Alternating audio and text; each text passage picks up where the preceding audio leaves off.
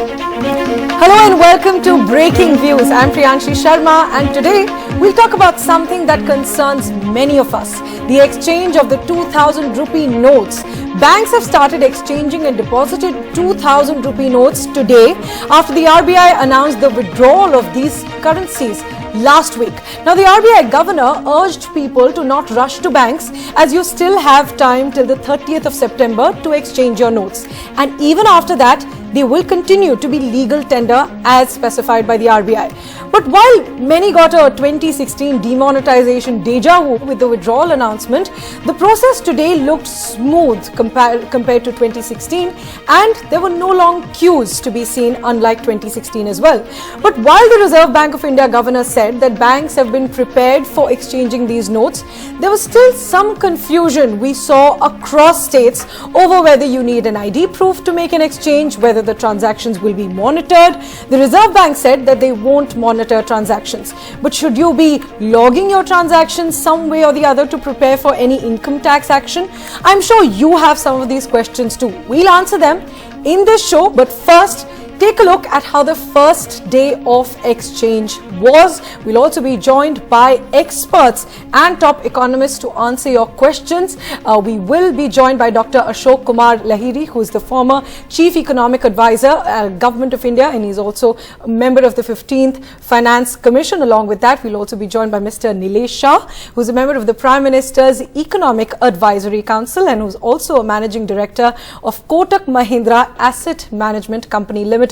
Thanks very much, gentlemen, for joining us. But before we get those questions to our special guests, first take a look at how day one of the exchange was. Small queues outside banks across India as people flocked to their branches with 2000 rupee notes on day one of the big exchange. In sharp contrast to the 2016 demonetization chaos, a sequel of which was feared by many after the announcement on Friday last week.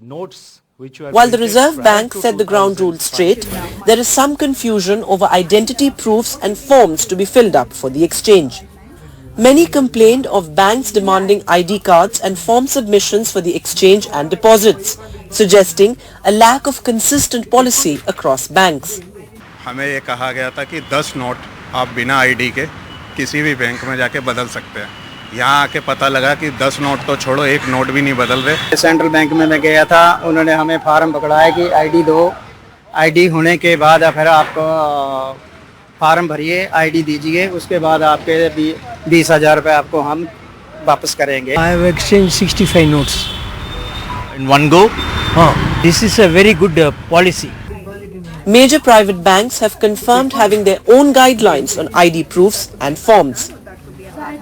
There is no need of any document or form. But जो non customer आएंगे जिनको उनको भी हमें exchange करके देना है अपने अकाउंट के बारे में या अपने कहीं पे उनका अकाउंट है तो उसकी डिटेल्स हमें देते हैं तो हम उनको एक्सचेंज कर देते हैं। मैंने दिल्ली हाई कोर्ट में BJP leader and lawyer Ashwini Kumar Upadhyay filed a plea against the RBI, saying that the decision to exchange notes without ID proof is against corruption laws. The Reserve Bank, meanwhile, said that it's being done to ensure operational convenience. So, well, a lot of confusion over what you should actually carry when you go to exchange your 2000 rupee notes, with separate banks having their own policies at play. So, I'm going to show you what I am carrying just to be on the safe side. I have my 2000 rupee notes that I'm going to exchange. At the same time, I'm also carrying my identity card. Now, there are several banks that are asking for identity proofs. So, you can carry your Aadhaar or your license or any identity proof. Now, at the same time, if you want to deposit your 2000 rupee notes, you must also carry your PAN card as per the norm. So, well, there are some banks that are also asking you to fill forms. So, be ready for that as well. So, I'm going to exchange my 2000 rupee notes now. So, well, my 2000 rupee notes have been exchanged. It was a private bank, so they asked me to fill up a form and also show my identity proof. But no bank can refuse to exchange or deposit your 2000 rupee notes. If they do so, you have the right to lodge a formal complaint with the RBI. With Himanshu Shekhar, Uma Sudhir, Sam Daniel, Shrija and camera person Sushil Rathi, Vedant for NDTV. So as you could see, there were no long queues this time. And Dr. Lahiri, if I can come to you on this, though the exchange today looked more or less smooth, we did see some confusion over the requirement of ID proofs, and banks seem to have different policies of their own on whether they need ID proofs or not. So were banks not prepared properly to follow the same rules? Why did this inconsistency really happen? You see, firstly, you must realize that what happened yesterday is very different from what happened on 8th November 2016. Right. 8th November 2016, it was 85% of the currency in circulation that was demonetized. Now what has been demonetized is only 11%. So that's a fraction of what happened in 2016. The window, as you rightly pointed out, is also much bigger. So there is no cash shortage. There is no such problem as yet. But, see, even to deposit money in an account, suppose I want to deposit 5 lakhs into Europe. Then questions may be asked of you, where did the money come from? So deposit money, especially large sums in an account, you need KYC. I just can't deposit money into anyone's account. You need some KYC. Right. What about exchanging? Exchanging, you want to know whether the money is got in a legal basis or there is some infringement of the law. Now here I'll say there can be a relaxed attitude, because demonetization can be to capture illegal or black money, what we call black money, or it can be to create inconvenience for those who get money through corruption or infringement of law. And the main idea is, if you have 2,000 rupees, suppose you want to keep 20 crore in your apartment. If you have 2,000 rupee notes, the amount of space, security arrangements that you need to make is much less than if you need to store the same amount of money in 500 rupee notes. So demonetizing large currencies, large denomination currencies have been done in many countries, but they have been done smoothly.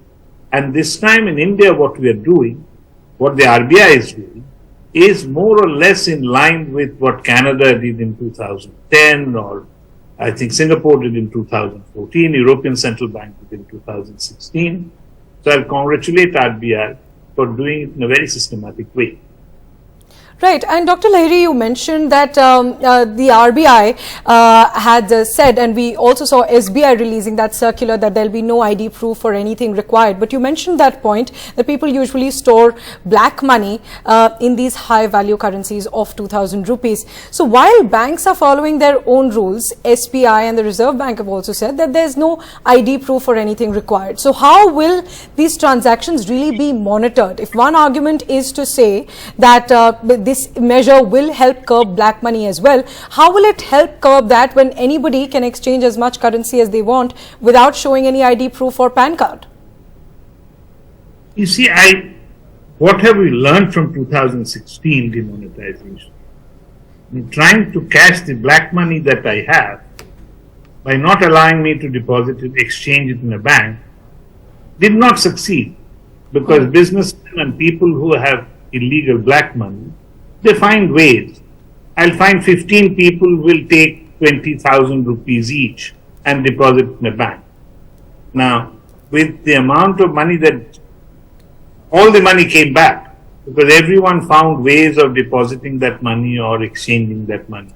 So personally, I think putting too much restriction on this identity and so on is not very productive. But at the same time, if someone is trying to deposit 1 crore of a very large sum, then to say, yes, come, welcome, we change it.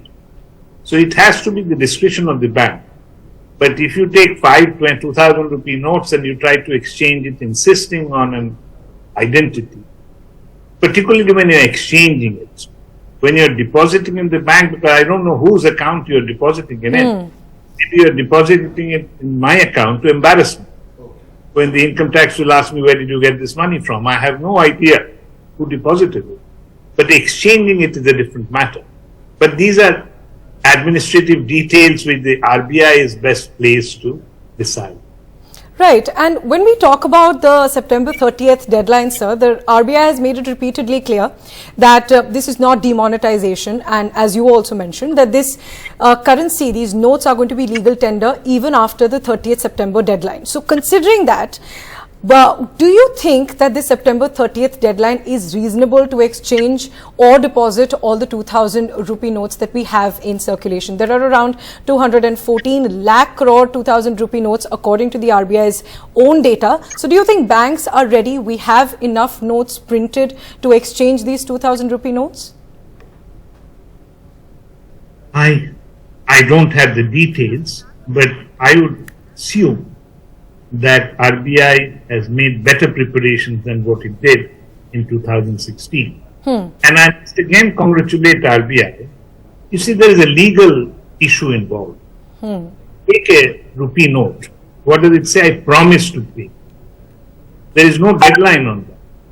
It's an open-ended promise. So what all countries, many countries that I know, what they do, they never say it's going to cease to be legal tender.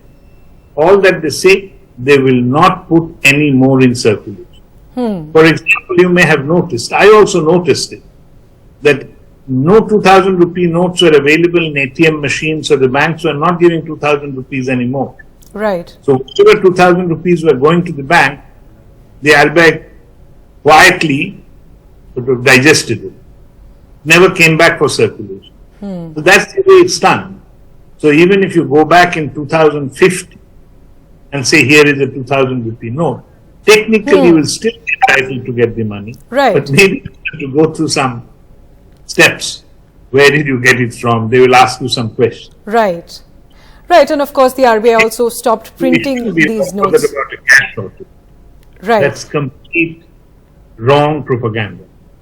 Right. All right. Thanks very much, sir, for joining us with your insights on these important questions. And along with this, we also have Mr. Nilesh Shah. We also have Ashwini Rana, who's the founder of Voice of Banking and a banking expert from Canara Bank. We also have Nasir Salim, ex-assistant vice president of Citibank and also the managing partner at Flexi Capital. Thanks very much, gentlemen, for joining us. And Mr. Shah, if I can first start with you.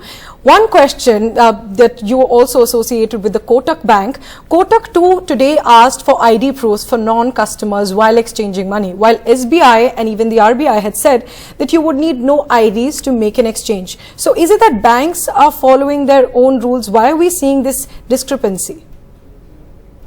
I work in Kotak Mutual Fund, which is part of Kotak Bank Group, but I won't be in a position to answer on their behalf.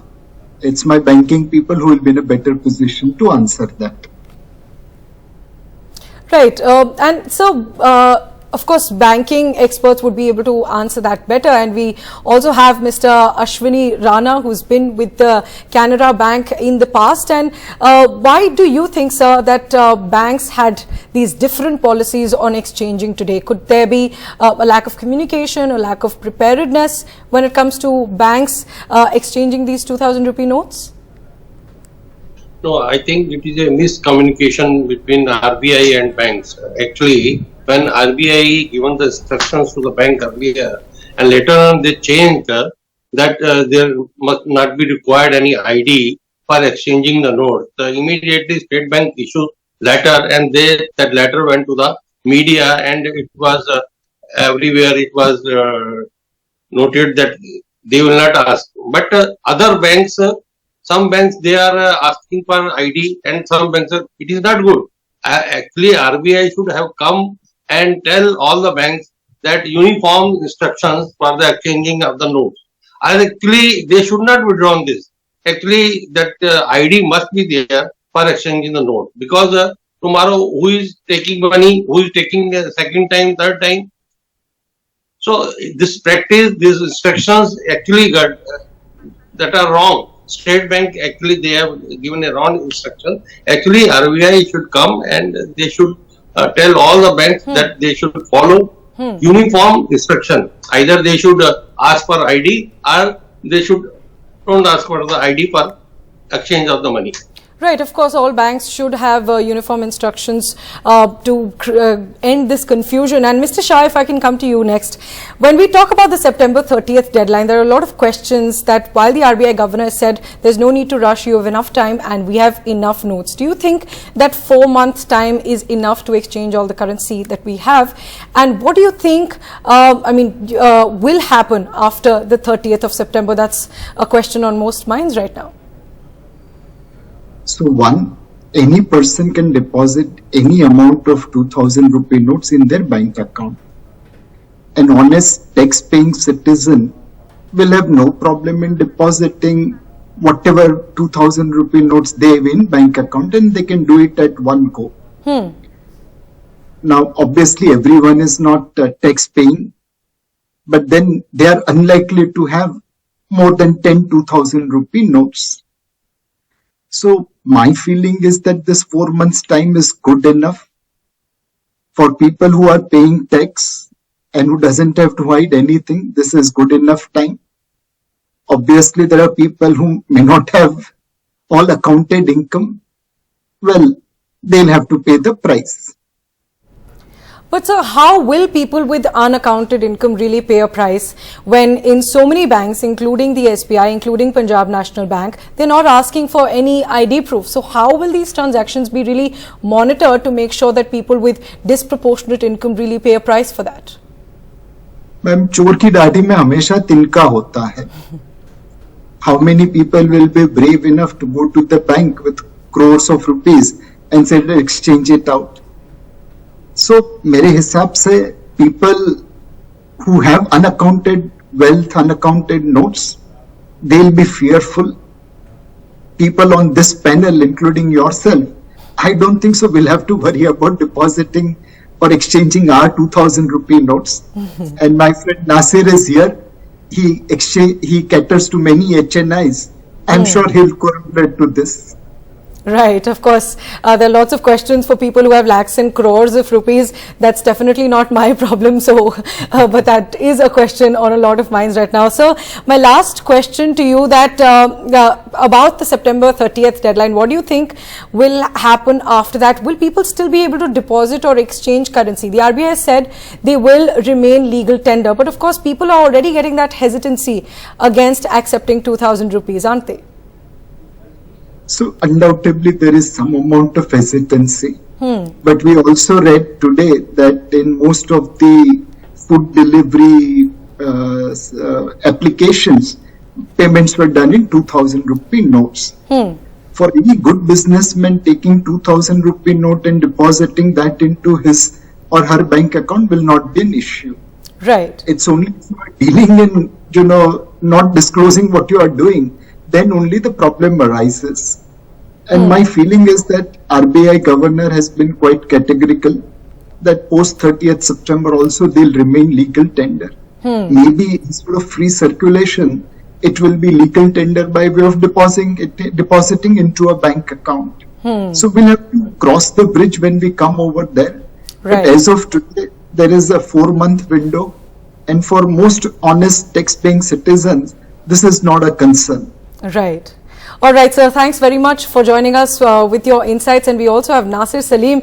And as this was just mentioned, that about the high net worth individuals, that a lot of questions coming in for people who have lakhs and even crores stored in 2000 rupee notes. And in fact, it's not about just high net worth individuals. Some people who make sales of their properties, they make them in cash, and they've saved a lot of that money in cash in 2000 rupee banknotes. So let's say if somebody has 10-15 lakhs or maybe even 50-60 lakhs from their asset sale, from their property sale, how can they make that exchange in a matter of just around 100 days? Do you think that's possible? So, Kanchi, I think the core of the answer lies in what Mr. Shah just said to you. If these are transactions of benami in nature, right, and if there are transactions being done on account of not paying taxes, then there's no way out. I mean, there is no solution. If you've had cash balances shown in your balance sheet and your closing, and you've declared those as part of your assets, you could be possibly in a business which is cash intensive. I mean, let's not forget the fact that we have many businesses which are cash intensive. but that doesn't mean that they're stealing money by not paying taxes.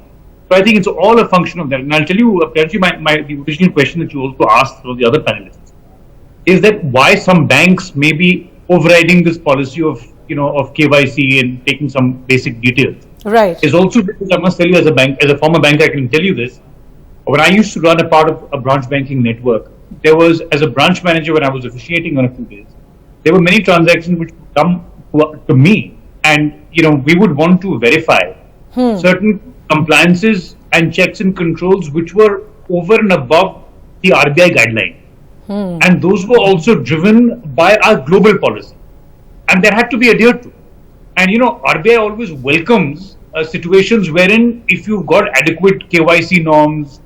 I mean, for example, for instance, Pranshi, imagine if I come and deposit, say, 20,000 or rupees, or maybe 50,000, or maybe 100,000 rupees in your bank account. For all you know, I mean, it will come out as a Benami transaction. Right. So we need to know and verify, and it has to be clearly on paper to see. Now, does this kind of override the RBI policy? I don't think it does, but yes, I think to a certain extent, certain clarity must emerge, because there seems to be some confusion around.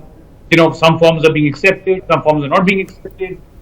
If the RBI, in my opinion, can kind of set out a guideline to say that, look, for a particular transaction of one set of 10 notes of 2,000 rupees, there is no requirement as such, or capture some biometrics or something on, because in any which case, if you're going into a cashier and you're depositing, the images are being captured, I must tell you.